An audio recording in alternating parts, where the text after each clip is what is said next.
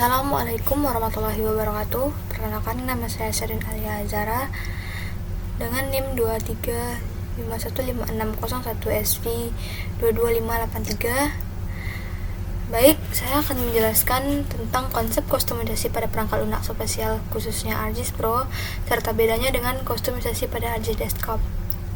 Menurut Yosua Alvin Adi Sutrisno dalam karyanya Analisis Metode Kustomisasi pada Enterprise Resource Planning, ArcGIS Pro merupakan perangkat lunak yang mengarah kepada kemampuan penggunanya untuk dapat mengubah, menyusun, menyesuaikan, menjalankan, serta memodifikasi fungsionalitas dari ArcGIS Pro sesuai kebutuhan.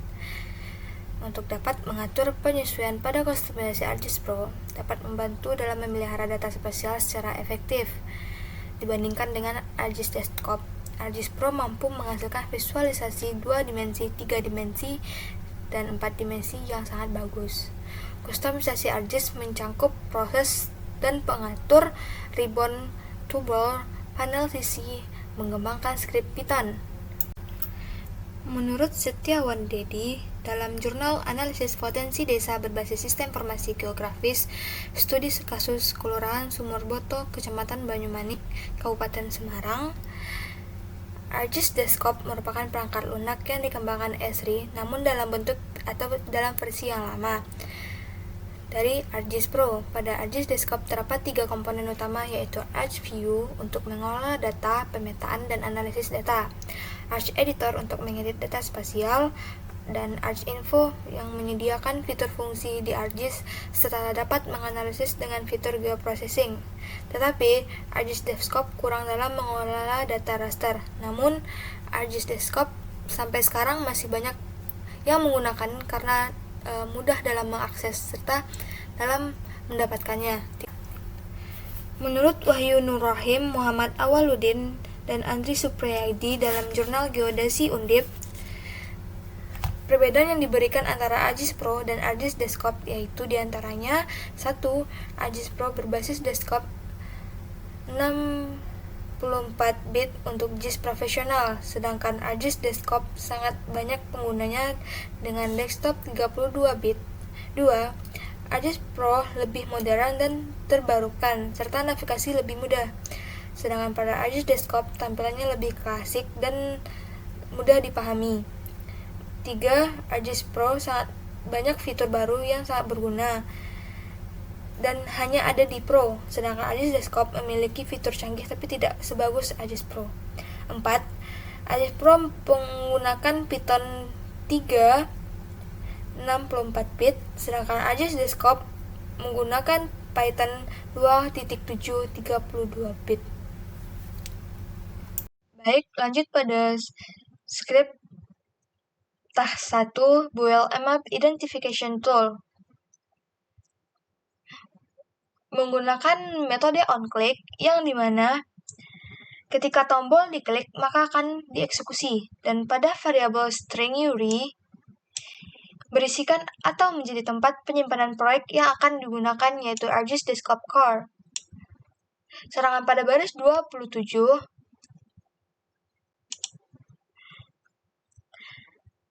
hasil button di ArcGIS Pro nanti akan menampilkan pesan dialog dengan isian dari project info. Jika kelas button 1 telah diperbarui kode stringnya, maka program bisa dijalankan.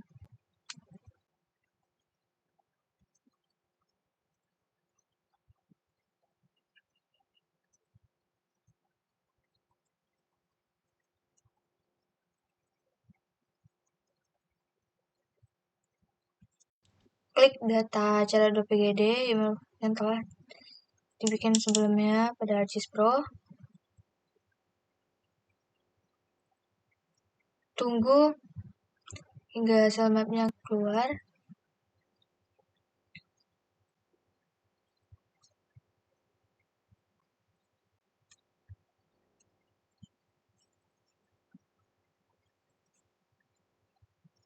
Jika sudah, klik pada menu atas Add In, lalu button 1. Nah, ini merupakan hasil dari task 1. Mengeluarkan pesan dialog dengan nama Project Info. Baik, selanjutnya, jelaskan jenis kustomisasi dari ArcGIS Pro. Menurut William Bajali dari bukunya ArcGIS Pro and ArcGIS Online, terdapat 3 jenis kustomisasi dari ArcGIS Pro, yaitu 1. Penggunaan add-in, membuat add-in dan melakukan konfigurasi untuk menambah fungsionalitas sesuai kebutuhan. 2. Eksplorasi dari visualisasi, membantu dalam membuat grafik secara interaktif serta mampu merubah parameter analisis dengan mudah dan cepat. Lalu, mampu membuat elemen grafik seperti geometris, poligon yang kompleks, teks, dan gambar, yang dimana nantinya elemen ini akan ditampilkan dalam bentuk peta di ArcGIS Pro. 3. Analisis spasial dalam pembuatan peta seperti map classification dan layout, coordinate system, dan project. Selanjutnya, geoprocessing bisa 2 dimensi dan 3 dimensi, interpolasi spasial, analisis geostatistik, dan visualization 3D. Baik, ini merupakan task 2 Visual Studio Code task 2 dari first configuration. Menggunakan template atau class ArcGIS Pro Manage Configuration yang mampu mengubah tampilan awal ArcGIS Pro ketika dibuka, yang awalnya berlayar biru seperti pada video sebelumnya,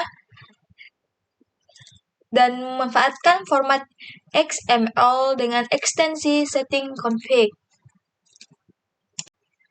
Jika sudah mengatur kode dari kelas model 1 dan config, maka akan muncul page seperti ini, yang merupakan bentuk dari tampilan yang akan dijalankan kepada ArcGIS Pro. Mari kita start.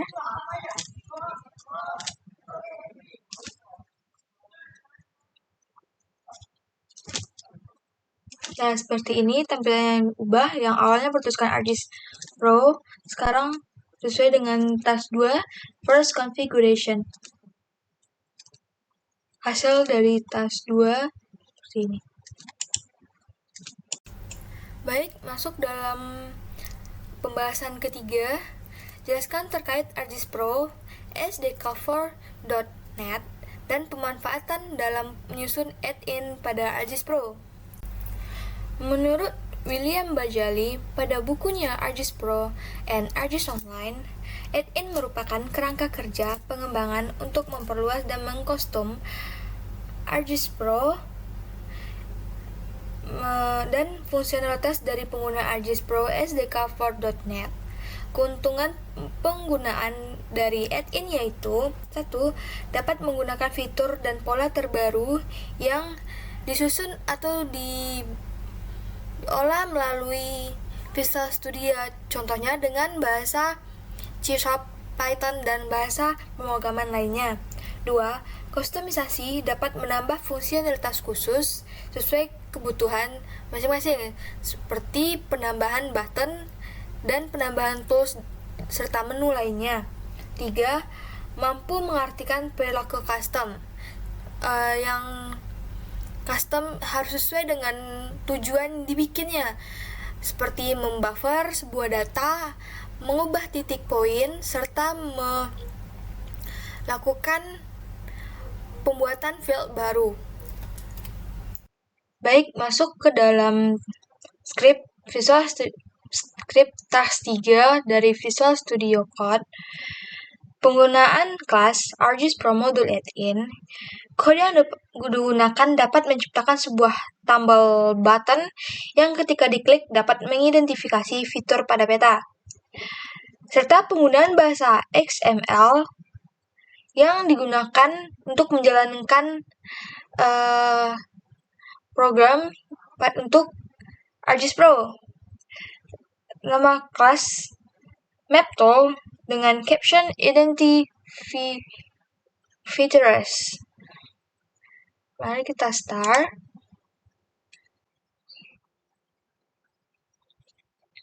tunggu tampilan ArcGIS Pro muncul. Jika sudah berada pada tampilan ArcGIS Pro, pilih project yang akan digunakan untuk melihat hasil dari running Visual Studio Code kelas 3.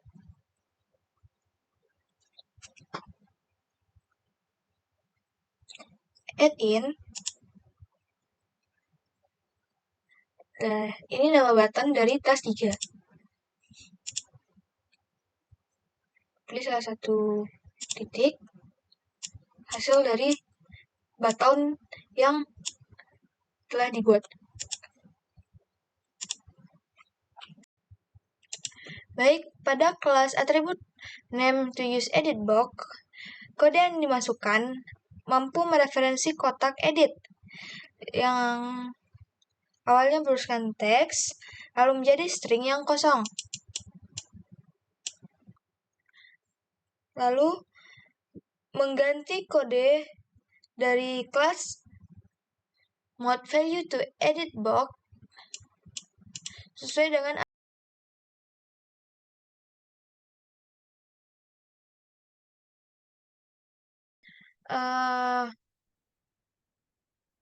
project edit with inspector dijalankan.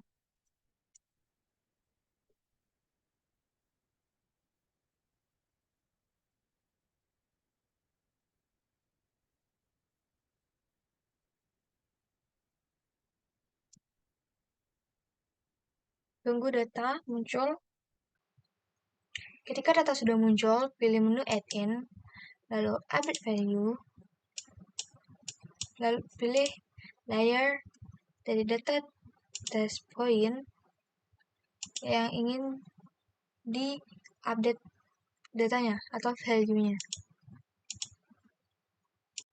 Selanjutnya, pada task 5, Manage Add-in Loading, membuat dua buah button. Button pertama menggunakan metode onClick dari kelas button 1 yang akan menampilkan pesan dialog dengan teks ketika diklik. Teks yang akan muncul pada pesan dialog yaitu Add in once, button here, and info. Selanjutnya pada button kedua, Project Load Second Add-in, button 2, menggunakan metode onClick yang akan menampilkan pesan dialog dengan isi Add in to second button here dan info.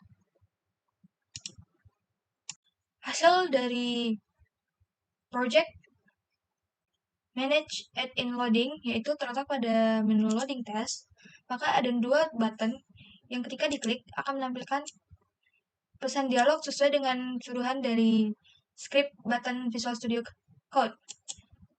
Lalu pada button 2 juga akan menampilkan pesan dialog sesuai dengan scriptnya. Untuk dari script pada kelas RunGP,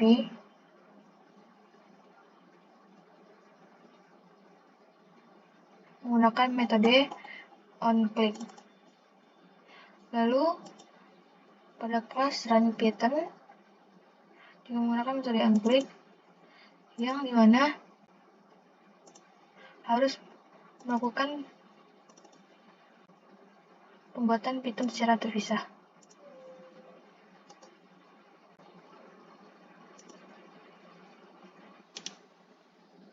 Sesuaikan di mana tempat kita menyimpan data buffer. Jika ada kesalahan sekecil apapun, pasti hasil yang diberikan akan error. Ini merupakan hasil dari mengklik button Run GP Tool yang akan menghasilkan buffer 300 dari contoh data point. Tampilan pop-up yang ditunjukkan pada gambar atau video di atas merupakan hasil dari mengklik button Run Python script yang menandakan bahwa data yang telah diproses telah selesai atau berhasil. Selanjutnya, task 7 dengan judul layar simbologi untuk mengubah simbol dari data poin fitur layar.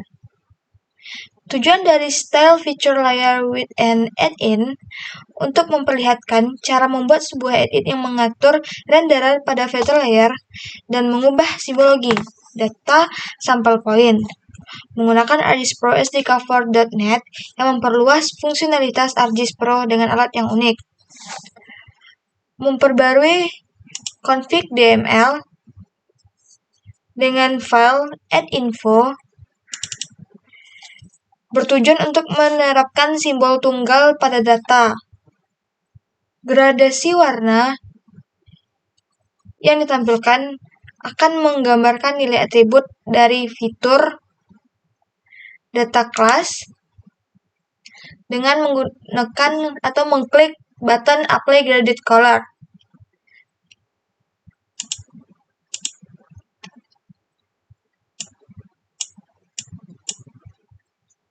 Seperti ini.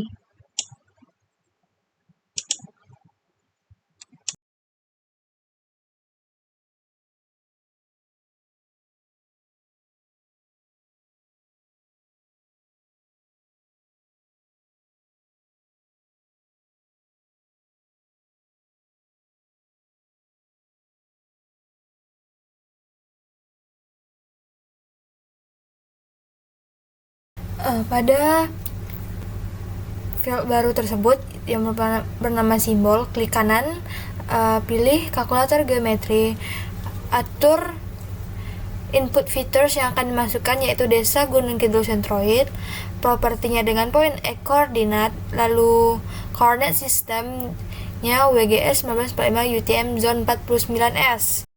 Selanjutnya pada task 8 yaitu konstruksi tool, membuat tool konstruksi untuk poligon. Pada kelas buffer polygon tools, kode 28 is cat tool bernilai true dan use snapping bernilai true.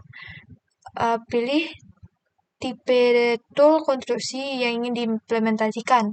Pastikan kembali tool yang dipilih sesuai dengan kategori yang ada pada config term. Lalu pada kode sketch type baris 34 yaitu sketch geometry type polygon untuk mendapatkan atau meletakkan sketch yang dibuat pada fitur and akan digunakan pada template. Lalu pada baris 36 use current template bernilai true, mendapatkan tool yang mendukung preset sesuai kasa yang telah diubah. Untuk melihat hasil dari task 8 membuat konstruksi untuk poligon dapat dilihat dengan membuka menu edit, lalu create, lalu pilih admin Gunung Kidul, dan terdapat buffer baru dengan nama create buffer polygon.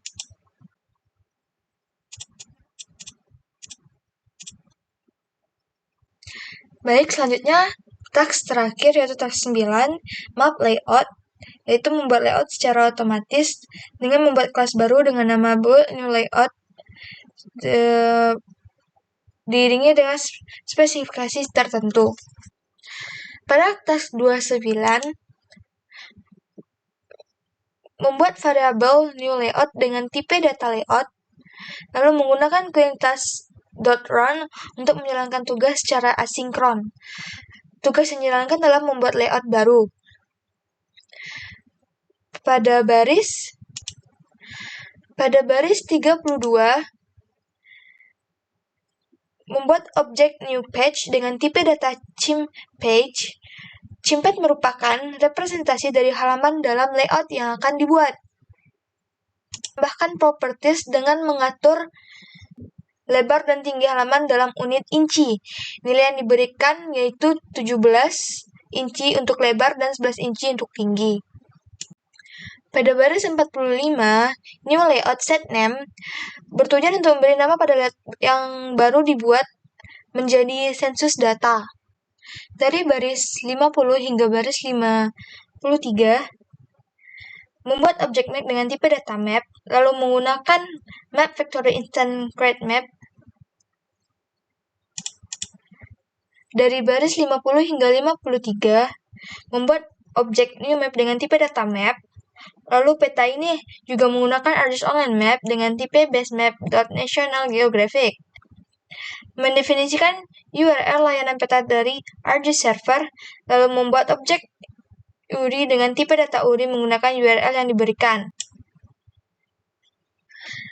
Dari baris 55 hingga baris 58, membuat map frame dengan menggunakan envelope yang telah dibangun atau diberikan, lalu menambahkan map frame ke dalam layout peta, lalu memberi nama map frame dengan nama yang sesuai, yaitu map frame. Baris selanjutnya yaitu baris 60 hingga baris 62, membuat dan mengatur kamera untuk map frame yang telah dibuat sebelumnya. Dengan mengatur koordinat X dan Y serta skala dari kamera menggunakan kode new map frame.set kamera. Ini merupakan layout baru yang telah dibuat melalui script dari Visual Studio Code.